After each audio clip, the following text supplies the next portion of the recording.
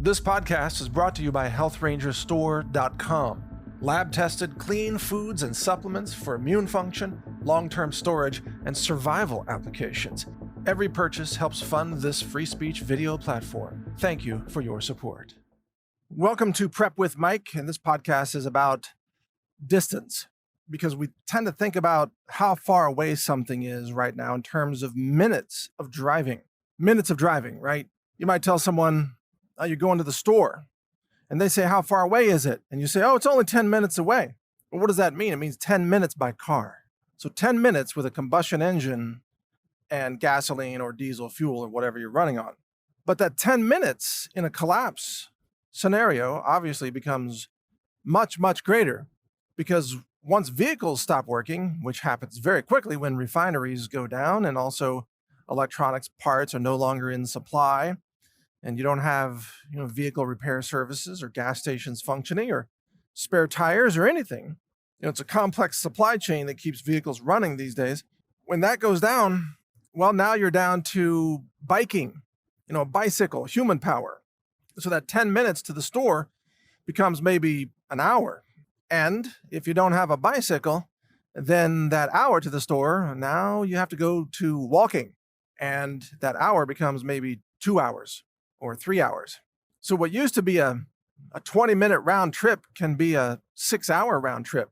And in a collapse scenario, you might be facing threats where it's not safe to walk, or you have to take precautions. You have to carry a firearm, for example, maybe put on a ballistic vest. So now going to the store and back becomes an all-day event. See, this is something that not a lot of people consider when it comes to prepping. I also find that people don't think about bicycles enough. See, I'll share a personal story with you.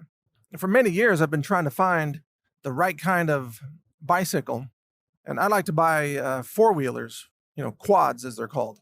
I'm trying to find the right bicycle that works on a ranch where there are mesquite trees everywhere. And mesquite trees have these long needles. They're really vicious, and they just tear up bicycle tires like nothing else you've ever seen. And so I've spent quite a bit of money and time and tried different things and tried to have foam-filled tires and flat-resistant tires. None of it worked. None of it. It was all a complete joke compared to mesquites. And I like bicycling, by the way. I've always enjoyed cycling on recumbents and such, not so much on a regular bike with a wedge-shaped seat shoved up your crotch. That's not my idea of comfort. With your body hunched over, your neck pinched up, and your wrists all hurting. The average road bike that people ride is an ergonomic nightmare.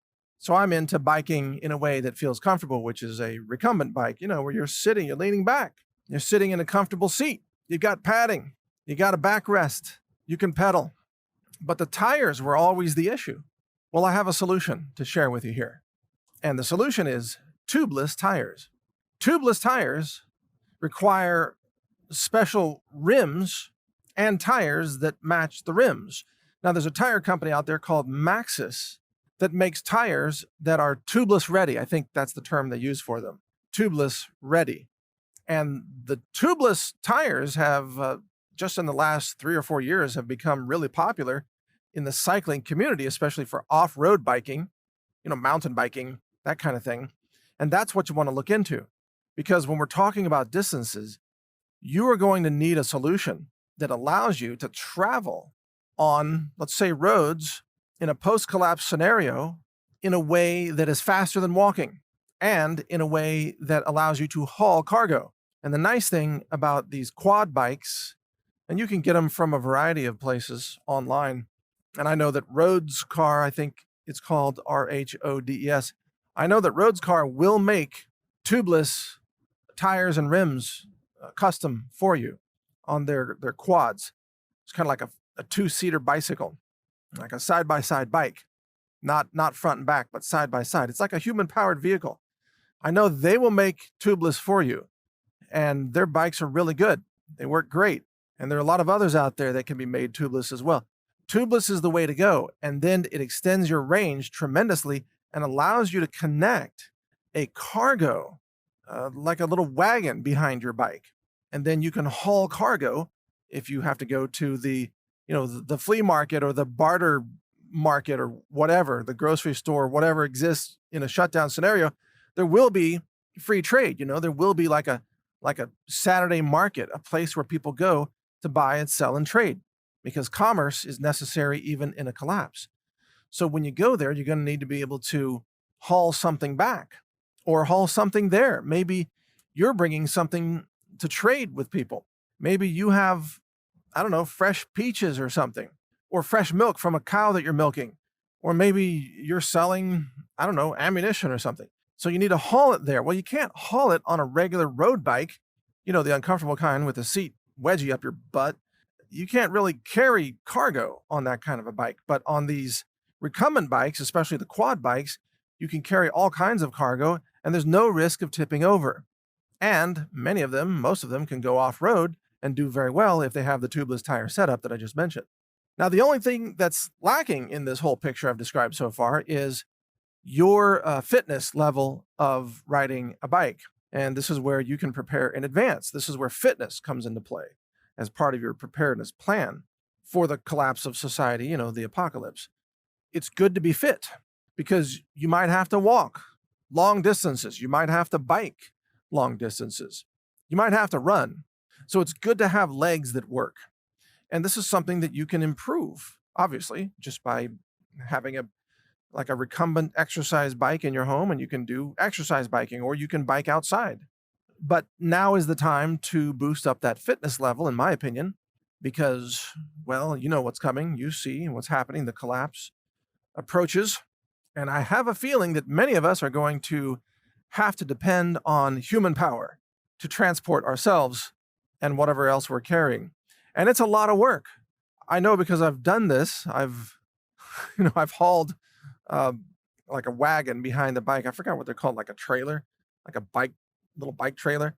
When you add weight to the bike and you have to go up even a tiny little hill, guess what? Oh, it's a lot of work. You got to downshift all the way down to the first gear. And even then it can be hard work because your legs, the average human being, I think, puts out like 150 watts. And that's it. That's not a lot of power. If you train a lot, maybe you can put out 200 watts or 250 watts, but that's still a fraction of a horsepower. It's a fraction of the electric motors that are on electric bikes. So you're going to have to work at this. You're going to have to get your exercise level up so you can handle this when the time comes. But it's good to increase your cardiovascular fitness, obviously, for this very reason. Now, a lot of people have ATVs, and for the most part, they're gasoline powered. I know there are a few electric ones around, but mostly they're gasoline powered. I don't own one of those because they're too damn loud. Do you really want to be riding an ATV in the middle of an apocalypse, at night, let's say, with a headlight on and a very loud motor? No, you don't, because you're basically announcing to everybody, hey, I'm here, come shoot me, come rob me, or whatever. So you don't want that. The nice thing about a bicycle is it's quiet. Oh, it's very, very quiet. And guess what? You own night vision, don't you? Some night vision gear? Well, you can wear the night vision and you can ride your bike and you can watch the road with your night vision and you can see threats well in advance, because other people will tend to have flashlights or IR illuminators if they're tactical teams. You'll be able to pick up IR illuminators, a mile away, maybe farther, just by wearing some good night vision. So the truth is, a good quad bike with tubeless tires with night vision gear is actually a really good tactical setup for a post-apocalypse scenario. And the other good thing about that is that you can actually carry a rifle strapped across your chest while you're sitting in the bike seat riding the bike, and you can shoot the rifle from that position. Just be careful not to shoot your feet. Don't shoot your knees. Just giving you a little tip there, because your legs are out in front of you when you're in a recumbent position. So try not to shoot your toes off. You're going to need them toes. So the point is, you can transport yourself in stealth mode with night vision, with a rifle ready to go, with a recumbent quad tubeless tire setup. And by tubeless, by the way, what I mean is there's no inner tubes in them. It's just the tires and the rims, just like a car tire. And that's more resistant to thorns and such. The thorns, they puncture the inner tubes inside normal bicycle tires, and the inner tubes are very, very flimsy and very weak. Whereas the tire itself, if you have a tubeless tire, you can fill that with some, what's it called? Green slime, stuff for car tires, stuff that automatically fills thorn holes and nail holes and such. And that works great. It actually works really well on a bicycle tire. And just try to get like a mountain biking tire, 2-inch width or whatever. They've got 1.75-inch width. I've seen some people run crazy, like, I don't know, snowshoe tires, 4 inches wide, things like that. That might be a little overkill. Might be too much work, to try to pedal with those. But a tactical bicycle is truly a very good idea if you're expecting a collapse scenario. The other thing is that bicycles can be tools on your rural property. So when you are transporting bags of grain, let's say, to your animals, or you're transporting chopped wood back to your house for your wood burning stove to keep yourself warm in the winter, or whatever you're transporting, you're moving things to stay alive. A bicycle makes it so much easier than just trying to carry those things by hand. So you should have a working bicycle vehicle, in my opinion. And there are such things as human-powered tractors, kind of. It's kind of an exaggeration. I don't know if you've ever tried to plow a field with a human-powered tractor, but it's slow going. It'd be better to have a giant ox, some kind of beast of burden, or some kind of working horse or something that could pull a plow for you, because that's crazy amounts of work. But I did see something one time about some human-powered tractor where people were trying to plow fields with like pedaling like mad. I don't know. That sounds like it's not very viable to me. I've also seen human-powered lawn mowers that are riding mowers, where you ride on top and you pedal like mad, and then it spins the blades underneath and it slowly moves forward and chops grass. That sounds like a lot of work. I think I'd just rather let the grass grow at that point. I'm not sure that I want to try to compete like Lance Armstrong for the Tour de lawn. That's not exactly my idea of a great post-apocalyptic, Saturday afternoon. Just let the grass grow at that point. Who cares? But human-powered vehicles for transport, yes, makes a lot of sense. And lastly, let's talk about shoes here for a second. A lot of people have fashion shoes, which I've never understood. I don't own a single pair of fashion shoes. And interestingly, neither does my wife. We don't go to fashion events. We buy shoes that are functional, shoes that work, shoes that get you from point A to point B. And that's the purpose of shoes. And when it comes to the apocalypse, it's very, very important that you have some good, rugged hiking shoes, basically, and that you have more than one pair, especially if you have feet that are hard to shop for. Maybe you have really narrow feet, or really wide feet, or really big feet. Maybe you need special arches. I don't know. Well, you should probably stock up on some of those shoes, because in a collapse scenario, you're going to be putting more miles on your feet than ever before. You're going to wear out normal traditional shoes, and you're going to need backup pairs of shoes. And might be a good idea to check out some really rugged shoes, maybe some tactical boots, maybe some hiking boots, hiking shoes of some kind, something that's going to be more rugged. And when you're on a recumbent bike, by the way, you can pedal with those hiking boots on. So you don't have to have like special biking shoes. You don't need like clip-on biking shoes, like pretending that you're racing in, some bike race, some marathon. No, you just put on regular boots, regular hiking shoes, and you pedal, and you get from A to B. So start thinking about that. Your car, your truck will probably go down. You might not have fuel, you might not have parts, might not be electricity, there might be an EMP attack that takes out all the circuit boards in your vehicles anyway. Start thinking about vehicles that are human-powered, bicycles that work without electricity. Yeah, and buy some backup tires for that. And you don't need inner tubes because you're using tubeless tires, right? But you should have backup tires. You might have a backup rim. You might get a backup chain, because, of course, these do require chains. Have some lubrication for your bicycle, You might have a backup bike, but definitely have some extra pairs of shoes, because you're going to need those. This is going to be America's weight loss program, by the way, as people have to walk and bike and transport themselves from A to B and carry things around and so on, getting off the couch, America's going to lose weight or die. Those are pretty much the only two choices in a post-collapse scenario. You're going to lose weight or you're going to die because you're going to be working. You're going to have a lot of physical labor, a lot of physical demands. And there's nothing wrong with that, but it's going to be tough if you're not used to it beforehand. So I say, do your best to get used to all this before you need it. Because if you find yourself there suddenly needing to bicycle and walk and carry things and do all these things that you're not used to, it's going to be very, very difficult.